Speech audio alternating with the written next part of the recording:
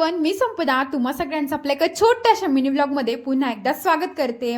तर मी 3:15 वाजता आली होती आणि रूममध्ये आल्या ना एवढा भारी स्मेल होते कारण आहोंनी 2-3 दिवस झाले आधी ना एअर फ्रेशनर आणलंय आणि रूममध्ये ना रूम लॉक असली ना खूप भारी स्मेल येतो आणि मस्त वाटतं एकदम फ्रेश। कितीही पसारा होऊ द्या पण रूम एकदम फ्रेश वाटते। मग आहे ना मी पटकन आली आणि रूम एवढी भारी क्लीन केली होती ना की बस। मग आहे ना कपड्यांच्या घड्या करायच्या बाकी होत्या फक्त आणि रूम अशी काहीशी एकदम चकाचक करून ठेवली होती कारण म्हटलं चला आज वेळ मिळालाय तर करून टाकूया। रोज करते पण एवढं डीप नाही, पण आज केलं। त्याच्यानंतर हेअर वॉश पण केला होता मी आणि दादा आला होता म्हणून ब्लँकेट्स काढले होते, आता कधी ठेवून होते काय माहिती। त्याच्यानंतर आहे ना मी हेअर वॉश यासाठी केला होता कारण सकाळी एवढी थंडी वाजते ना का विचारूच नका। आणि बाप रे आजकाल थंडी एवढी जाम आहे ना की बस मला सकाळी सकाळी असं वाटतं आंघोळ पण नाही करावं, पण मी आंघोळ करत असते आणि हेअर वॉश आल्यावर केला।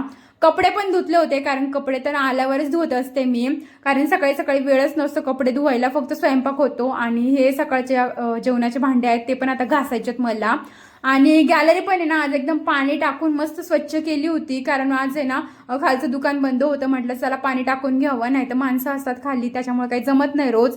आणि मग खुर्चीवर आहे ना कपडे होते वाळलेले, त्यांच्या पण मस्त अशा मी घड्या पटापटा करून घेतल्या कारण म्हटलं एकदा पडले ना की पडूनच जातील, त्यापेक्षा पटकन घड्या करून ठेवून द्याव्या।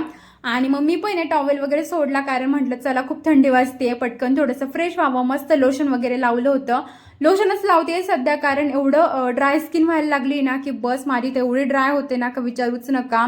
मला आहे ना थंडी अजिबात सूट होते आणि मला थंडी तर अजिबातच आवडत नाही। त्याच्यानंतर फ्रीज पण खूप अस्ताव्यस्त झालं होतं, म्हटलं चला त्याला पण छान असं क्लीन करून ठेवावं। मग असा काहीसा फ्रीज मी क्लीन केला होता, आता बघूयात मला त्यातलं थोडंसं सामान घ्यायचं पण कधी घेणं होतं काय माहिती। असा काहीसा फ्रीज मी छान सेट केला होता, छान वाटत होता मला। त्याच्यानंतर आहे ना मस्त असं आहे ना मी पटकन आवरलं माझं कारण मला आहे ना आहोंना घ्यायला जायचं होतं, मी केस वरतीच बांधले होते, म्हटलं चला धुळे बाहेर त्यापेक्षा बांधून जावे केस। मग मस्त मी केस वगैरे विंचरून घेतले, छान वरती बांधले आणि स्वतः पण मस्त रेडी झाले आणि माझ्या आहोंना घ्यायला गेले होते मस्त। त्याच्यानंतर आहोंना घेऊन आले, तिकडे काही क्लिप शूट नाही केली कारण खूप वैताग आलेला। मग आल्यावर मस्त चहा ठेवला आणि दोघांनी मस्त एन्जॉय केला, त्यांचा पहिला घास तर नेहमी मलाच असतो। आणि मग संध्याकाळी ना छान अशी देवपूजा वगैरे केली होती कारण आजपासून आहे ना मी 11 वेळा तारक मंत्र म्हणणार आहे दत्त जयंतीपर्यंत। बघूया सांगतेच पुढे। कसं वाटलं व्लॉग? Bye bye.